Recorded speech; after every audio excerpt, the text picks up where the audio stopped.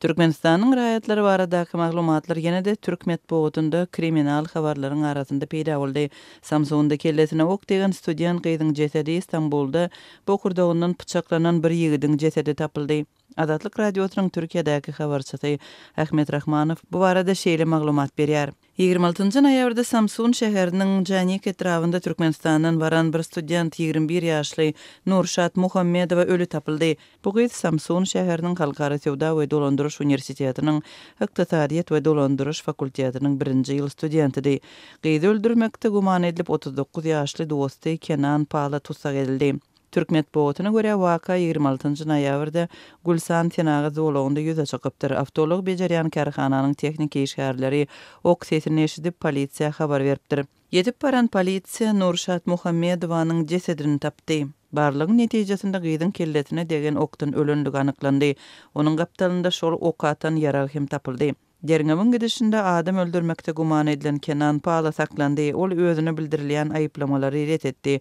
Karhananyň eýesi Pala Muhammedowanyň psikologik kynçylyklarynyň bardygyny we onuň öz janyny kast eden bolmagynyň mümkindigini öňe sürdi. Derňew işlerinden soň Pala suwdyň karary bilen tutsak astyna alyndy. Bu hadisanyň bolan ýerinde saklanan Kenan Palanyň aklawçysy Hüseyin Dereli Muhammedowanyň öz janyna kast etmek pikirlerini sosial media hatabatlarynda ýerleşdirenligini aýtdy. Sosial ulgamlardaky ýazgylarda bu ýaş gyzyň öz janyny kast etmek meýliniň bardygy ma'lum edildi. Bolan wakanyň özü hem gyzyň öz janyny kast etmek meýillerini tasdiklap biler. Dip Milliýet neşri aklawçyny çetirledi. Derňewçiler Muhammedowanyň sosial media hasaplarynyň mazmunyny öwrendiler. Gyzyň paýlaşan ýazgylarynyň arasynda düýüşler ajaýyp ýöne durmuş beýledäl.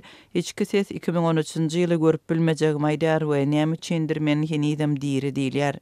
Görnüşi ýaly gyz başdan geçiren psikologik kynçylyklary sebäpli mektebi hem taşlapdyr diýilip maglumatda edilýär. Derňewiň barşynda Nurşatyň aýal dogany Gulşat Muhammedowa hem soragy çağryldy.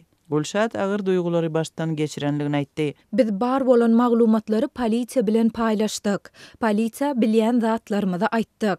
Bu ören agyryly, gaty gynandym. Dip Gulşat Muhammedowa aýtdy. Türkmenistanly student gyzyň ölümi baradaky habar bilen bilelikde çap bolan maglumatlaryň ýene birinde Türkmenistanly ýigidiň ölümi barada habar berilýär.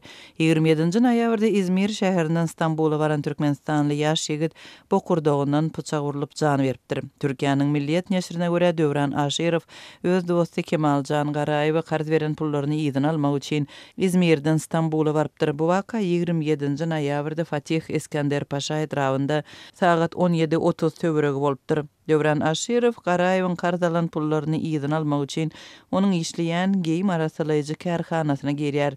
Ikisi gürleşmek üçin binanyň aşhana gatyna gidýärler. Şol ýerdäki gürüňleşlik tiz wagtda söwüşürlýär. Garaýew aşhanada tapan pyçagy bilen Aşyrowyň bokurdagyny urýar. Karhananyň işgärleriniň jaňyndan soň polisiýa we lukmançylyk toporlary wakanyň bolan ýerine barýar. Garaýew tutsak edilýär, tiz kömek agyr yaralanan Aşyrowy keselhanaga gidýär.